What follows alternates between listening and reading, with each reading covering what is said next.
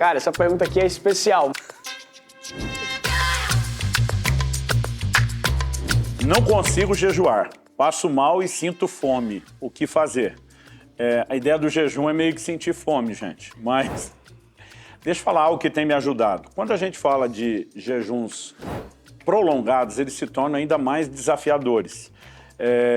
Eu aprendi com o tempo, né? Eu não chamo isso nem de truque, é entender a fisiologia e o funcionamento do corpo.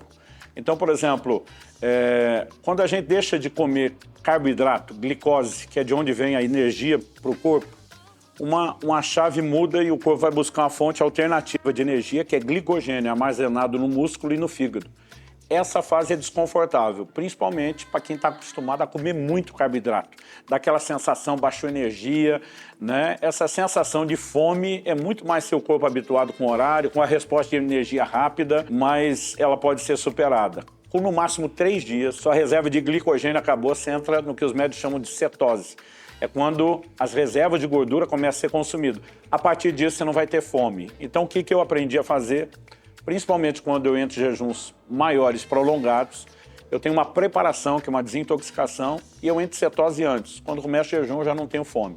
Então, assim, eu não quero desmerecer. Tem hora que você vai entrar sem programa e vai ter que passar fome mesmo.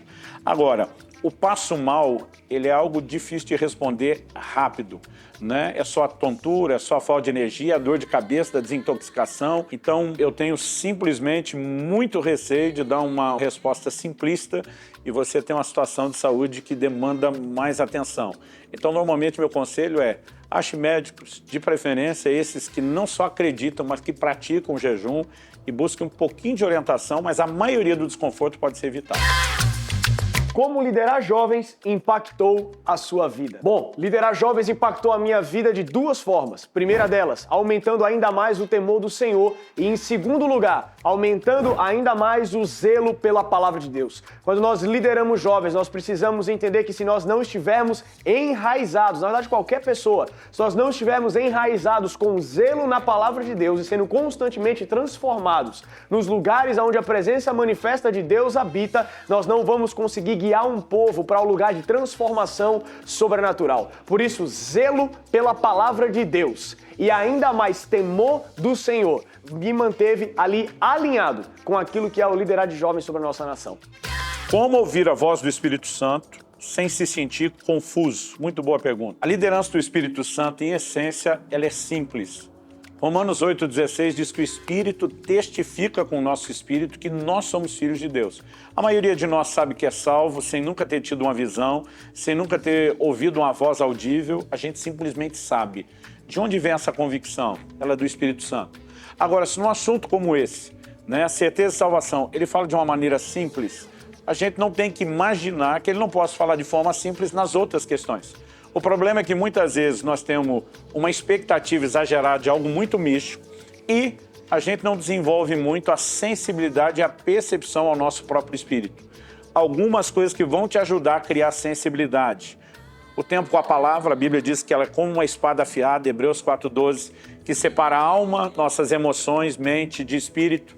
Oração em línguas, Paulo diz que o que fala em línguas em espírito ora. Então isso tudo vai nos dando sensibilidade para perceber o testemunho interior, né? Chega uma hora que com a prática fica muito mais fácil reconhecer o testemunho do Espírito Santo do que no começo. No início a gente precisa checar muito para se familiarizar com isso, mas é uma jornada fantástica, extraordinária. E o livro que mais me ajudou desde os meus 15 anos de idade é uma literatura, é um livro do Kenneth Hagin, Como Ser Dirigido pelo Espírito de Deus. Ele ensina sobre o testemunho interior, como eu nunca vi ninguém ensinar. Vale a pena você ler esse livro.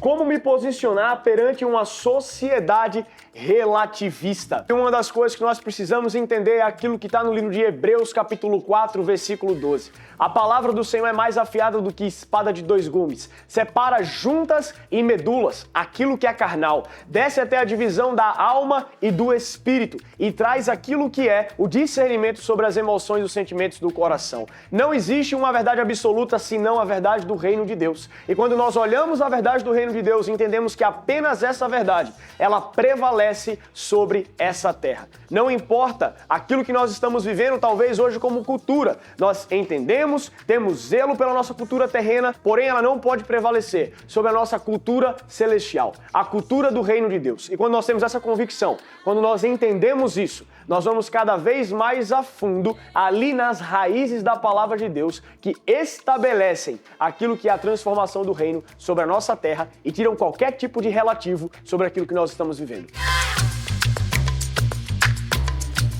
Se fosse para escolher um livro seu como melhor, qual? Um desafio com 23 livros escritos, mas tem 2 que eles estão mais relacionados com as coisas do coração, o testemunho de experiência com Deus, o agir invisível de Deus e até que nada mais importe.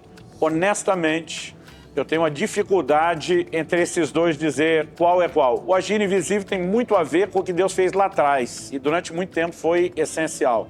O até que nada mais importe tem a ver com a última década e meia da minha vida e talvez tenha tido um impacto ainda maior do que o primeiro. Mas são 2 que são os que eu chamo de os livros do coração. Como foi trabalhar ao lado do Theo por 6 anos? Cara, essa pergunta aqui é especial, mas life-changing. Eu só posso dizer isso. Servir a unção do homem de Deus, estar ali perto, ver aquilo que o Senhor faz, ver aquilo que o Senhor fez, está fazendo todos os dias na vida do pastor Teófilo, tem cada vez mais, assim, mudado e transformado a minha vida.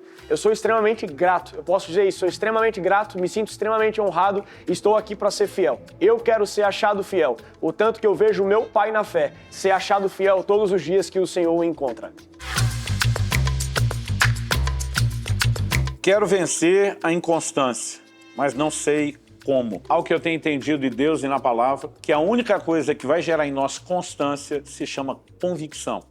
E a convicção é gerada por meio da palavra de Deus. É o que muda a nossa forma de pensar, é o que muda todas as coisas. Alguns anos atrás, Deus trabalhou muito isso comigo, quando Ele estava reformando minha maneira de pensar e praticar a alimentação. Eu já pesei mais de 150 quilos.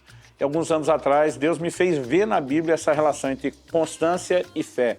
Ele me disse, por que você é tão constante no ministério? Você tem uma convicção sobre isso. Ele disse, porque você é tão inconstante na sua alimentação, porque você não tem uma convicção sobre isso. Eu falei para Deus, me dê. E eu mergulhei a cara na Bíblia até gerar uma profunda convicção e hoje, 65 quilos depois, eu te garanto que quando a convicção surge em Deus, ela gera como efeito colateral constância. Eu acho que constância é mais do que esforço. Ela tem que ser o fruto da convicção.